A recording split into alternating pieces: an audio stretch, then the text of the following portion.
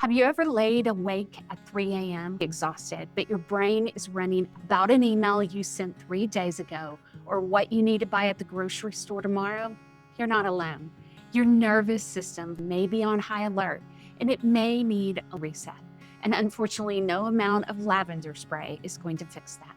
Today, we're going to talk about the anxiety-insomnia loop, why your brain won't turn off, why perimenopause and menopause can make it worse, and the exact steps I use in therapy to help clients with this.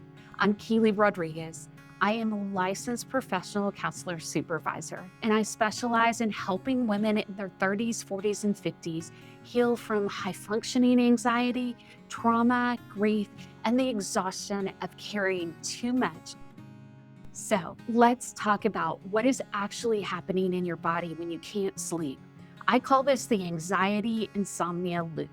When you're a busy woman, you spend your entire day managing things. You manage your job or your family, maybe relationships, and probably everyone else's emotions. You're running on adrenaline and cortisol just to keep the plates spinning. And then you get into bed and the house is quiet and the distractions are gone. And your brain, who's been in manager mode all day, suddenly has no task left. And you find yourself tossing and turning, and it's difficult to fall asleep. Or maybe you are exhausted and able to fall asleep, but when you transition into that lighter form of sleep around 2 or 3 a.m., all the unaddressed things from the day that are making you anxious come out to play. Or if you've had several nights of insomnia or you have chronic insomnia, it's common to have anxiety about sleeping through the night. And how if you don't, it'll really affect your day tomorrow. This is why so many women connect with the feelings of being wired and tired, because you're anxious, your body releases cortisol, and that cortisol is the wake up and fight the bear hormone. So now you're physically awake, and then you look at the clock, it's 2 a.m., and now you're anxious about being awake, and that releases more cortisol. You're in a fight or flight response in your pajamas. And this isn't just a theory. It's documented in research. A 2012 study in the Journal of Affective Disorders confirmed that anxiety and insomnia feed each other in a bi-directional loop. Your brain wakes you up, then your anxious brain keeps you up. A meta-analysis done by Johnson and Whisman in 2013, their findings were that women ruminated significantly more than men. Rumination is that repetitive, passive focus on distress, like replaying an argument in your head over and over. Anxiety is largely a rumination problem. So when you're busy all day and you don't have time to process things or to ruminate, your brain saves it up for 3 a.m.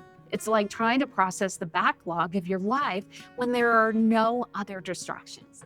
The problem is it's doing it at the exact time you need to be resting. So how do hormones make it worse if you're in your late 30s, 40s, or 50s? There's a biological reason. This loop is getting harder to break. Progesterone is your body's natural Valium. It acts on the same receptors in your brain as any anxiety medication. It's the hormone that calms the nervous system and promotes deep sleep. And in perimenopause, progesterone fluctuates wildly and drops. But it's not just progesterone. Estrogen has direct neuromodulator effects. It directly influences your serotonin, melatonin, GABA, and norepinephrine systems, the chemistry for your brain to use to regulate mood and sleep. When you lose those natural calming hormones, the anxiety that you've always carried suddenly has no buffer. The 2018 study by the NIH database confirmed that nighttime awakenings are the most common sleep complaint during the perimenopausal and menopausal transition because of this hormone shift. Your nervous system has lost its shock absorbers. So when that 3 a.m. anxiety hits, it hits much harder and it's much harder to calm down. So how do we fix this? If you go to a standard doctor, they will give you a sleep hygiene checklist. Dark room, cold air, no screens. That is a good start, but it doesn't reset the nervous system. In therapy, we use specific neurological tools to break the loop. Number one, we use cognitive behavioral therapy for insomnia. In therapy, we use cognitive restructuring around the anxiety of not sleeping. We change your beliefs about sleep. We remove the performance anxiety around sleep, and you learn to tell your brain, I'm resting my body, rest is valuable, even if I'm not unconscious. We stop fighting the wakefulness. Number 2, in therapy, we also use EMDR and Brainspotting.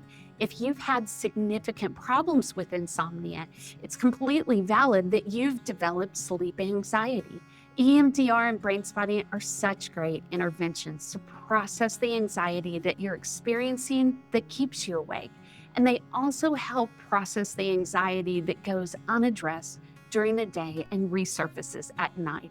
And finally, if you struggle with traumatic or disturbing memories from the past, those can be contributing to nighttime wakefulness. And these therapies help process those as well.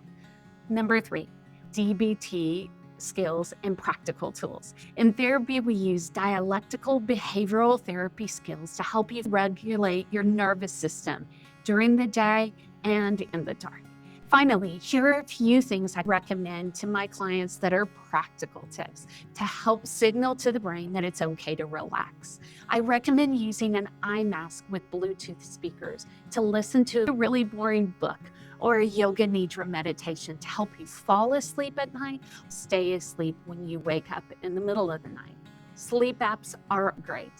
And I recommend writing a worry list, checking your calendar and your to-do list before you go to bed, so your brain doesn't have to hold on to those things all night long. If you're exhausted and you feel like you're doing everything right, but your brain won't rest, I want you to hear this. It's not your fault, and you do not have to live on 3 or 4 hours of sleep a night.